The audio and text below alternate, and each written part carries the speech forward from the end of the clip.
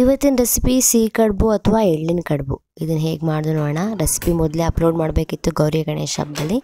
ನಾನು ಯಾವತ್ತೂ ಮಾಡಿರಲಿಲ್ಲ, ಅದಕ್ಕೆ ಅಮ್ಮನ ಹೆಲ್ಪ್ ತೊಗೊಂಡು ಮಾಡ್ತಾಯಿದ್ದೀನಿ. ಇಲ್ಲಿ ಒಂದು ಪಾತ್ರೆ ಬಿಸಿಗಿಟ್ಟು ಅದಕ್ಕೆ 1 ಕಪ್ಪಷ್ಟು ಕಪ್ಪೆಳ್ಳನ್ನು ಬಳಸಿದ್ದೀವಿ. ಇದನ್ನು ಹಾಕಿ ಹುರ್ಕೋಬೇಕು. ಕಪ್ಪೆಳ್ಳು ಸಿಗಲಿಲ್ಲ ಅನ್ನೋದಾದರೆ ನೀವು ಬಿಳಿ ಎಳ್ಳನ್ನು ಕೂಡ ಬಳಸಿ ಮಾಡ್ಬೋದು. ಇದಕ್ಕೆ 1 ಬೌಲಷ್ಟು ಹುರ್ಗಡ್ಲೆನೂ ಇದಕ್ಕೆ ಹಾಕಿ ಬಿಸಿ ಮಾಡ್ಕೋತಾ ಇದ್ದೀವಿ.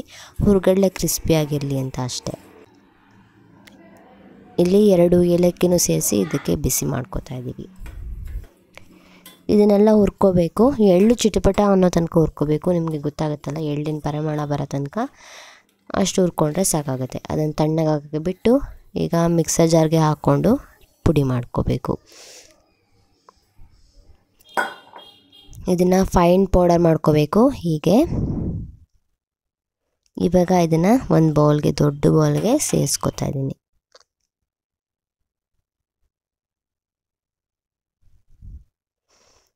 ಇದಕ್ಕೀಗ ಸಿಹಿಗೆ ನಾನು ಇಷ್ಟು ಬೆಲ್ಲ ತೊಗೊಂಡಿದ್ದೀನಿ. ನೀವು ನೋಡಿಕೊಂಡು ನಿಮ್ಗೆ ಎಷ್ಟು ಬೇಕು ಅಷ್ಟು ಬೆಲ್ಲ ತೊಗೊಳ್ಳಿ. ಕೋರ್ಸಾಗಿ ಇಲ್ಲಿ ಮಿಕ್ಸರ್ ಜಾರ್ಗೆ ಹಾಕ್ಕೊಂಡಿದ್ದೀನಿ. ಫೈನ್ ಪೌಡರ್ ಮಾಡಿ ಇದನ್ನು ಸೇರಿಸ್ಕೊತಾ ಇದ್ದೀನಿ. ಇಲ್ಲಿ 1 ಹೋಳಷ್ಟು ಕಾಯಿ ತುರಿನ ಸೇರಿಸ್ಕೊತಾ ಇದ್ದೀನಿ ಇದಕ್ಕೆ. ಇವಾಗ ಇದನ್ನೆಲ್ಲ ಮಿಕ್ಸ್ ಮಾಡಿ ಇಡಬೇಕು. ಈಗ ಹೂರಣ ಒಳಗಡೆ ಸ್ಟಫಿಂಗ್ ರೆಡಿಯಾಗಿದೆ. ಮೇಲ್ಗಡೆ ಹಿಟ್ಟನ್ನು ಮಾಡ್ಕೊಳ್ಳೋದಕ್ಕೆ ಒಂದು ಪಾತ್ರೆ ಬಿಸಿಗಿಟ್ಟು ಅದಕ್ಕೆ 2 ಲೋಟ ನೀರನ್ನು ಸೇರಿಸಿ ಅದಕ್ಕೆ ಉಪ್ಪನ್ನು ಹಾಕಿ ನೀರು ಕುದಿಯುವಾಗ ಇಲ್ಲಿ ರಾಗಿ ಹಿಟ್ಟನ್ನು ಸೇರಿಸ್ಕೊತೇವೆ. ರಾಗಿ ಹಿಟ್ಟು ಅಂದರೆ ಬಟ್ಟೆ ಮೇಲೆ ಹಾಕಿ ನಾವೇನು ಜರಡಿ ಹಿಡಿತೀವಲ್ಲ ಹಾಗೆ ಹಿಡ್ದಿರೋದು ಫೈನ್ ಪೌಡರ್ ರಾಗಿದು. ಇದನ್ನು ಬಿಡದ ರಾಗಿ ಹಿಟ್ಟು ಅಂತ ಹೇಳ್ತೀವಿ. ಇದನ್ನು ಹಾಕಿ ಮಾಡ್ತಾ ಇರೋದು. ಇವಾಗ ಇದಕ್ಕೆ ಅಕ್ಕಿ ಹಿಟ್ಟನ್ನು ಸೇರಿಸ್ಕೊತಾ ಇದ್ದೀವಿ. ಇದರಿಂದ ಗಂಟುಗಳಾಗೋದಿಲ್ಲ ಅಂತ ಅಷ್ಟೇ. ರಾಗಿ ಹಿಟ್ಟನ್ನು ಮಾತ್ರ ಹಾಕಿದ್ರೆ ಗಂಟುಗಳಾಗ್ಬಿಡುತ್ತೆ. ಅದಕ್ಕೆ 1 ಸ್ಪೂನಷ್ಟು, 1 ದೊಡ್ಡ ಸ್ಪೂನಷ್ಟು ಅಕ್ಕಿ ಹಿಟ್ಟನ್ನು ಸೇರಿಸ್ಕೊಂಡಿದ್ದೀವಿ ಅಷ್ಟೇ. ಒಂದು ಸ್ವಲ್ಪ ತುಪ್ಪನ ಹಾಕಿ ಈ ರೀತಿ ಚೆನ್ನಾಗಿ ಮಿಕ್ಸ್ ಮಾಡ್ಕೋಬೇಕು. ಮುದ್ದೆ ಹೇಗೆ ಮಾಡ್ಕೋತೀವೋ ಹಾಗೇ ನೀವು ನೋಡಿ ಹೇಗೆ ಮಾಡ್ತಾಯಿದ್ದೀವಿ ಅನ್ನೋದನ್ನು ಚೆನ್ನಾಗಿ ಈ ರೀತಿ ಮಿಕ್ಸ್ ಮಾಡ್ಕೋಬೇಕು. ಮಿಕ್ಸ್ ಮಾಡಿ ಮತ್ತೆ 5 ನಿಮಿಷ ಮುಚ್ಚಿಟ್ಟು ಬೇಯಿಸ್ಕೋಬೇಕು. ಮತ್ತೆ ಮಿಕ್ಸ್ ಮಾಡಿ ಇವಾಗ ಚೆನ್ನಾಗಿ ನಾದ್ಕೊಂಡು ಮುದ್ದೆ ಮಾಡ್ಕೋಬೇಕು. ಸೇಮ್ ಮುದ್ದೆ ಹೇಗೆ ಮಾಡ್ಕೋತೀವೋ ಹಾಗೇ ಮಾಡ್ಕೊಳ್ಳೋದು. ಈಗ ಮಾಡಿದ ಇದರಲ್ಲಿ 2 ಮುದ್ದೆ ಆಗಿದೆ ಅಳತೆನಲ್ಲಿ.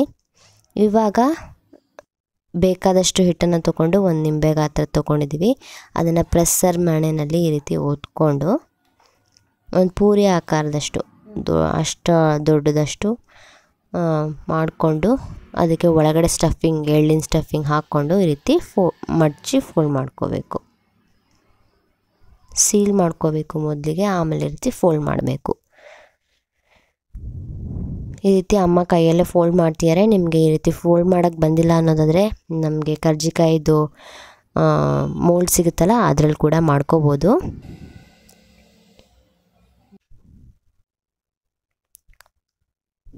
ಈಗ ಮಾಡ್ತಾ ಇರೋದು ಕರ್ಜಿಕಾಯಲ್ಲಿ ಹೇಗೆ ಮಾಡ್ತೀವಿ ಅದನ್ನು ತೋರಿಸಿದ್ದೀನಿ. ನಿಮ್ಗೆ ಹೇಗೆ ಈಸಿ ಆಗುತ್ತೋ ಹಾಗೆ ನೀವು ಮಾಡ್ಕೋಬೋದು. ಎಳ್ಳು ಆರೋಗ್ಯಕ್ಕೆ ತುಂಬ ಒಳ್ಳೆಯದು. ಅದರಲ್ಲೂ ಬೆಳೆಯೋ ಮಕ್ಳಿಗಂತೂ ಆರೋಗ್ಯಕ್ಕೆ ತುಂಬ ಒಳ್ಳೆಯದು. ಕ್ಯಾಲ್ಶಿಯಮ್ ಇರುತ್ತೆ.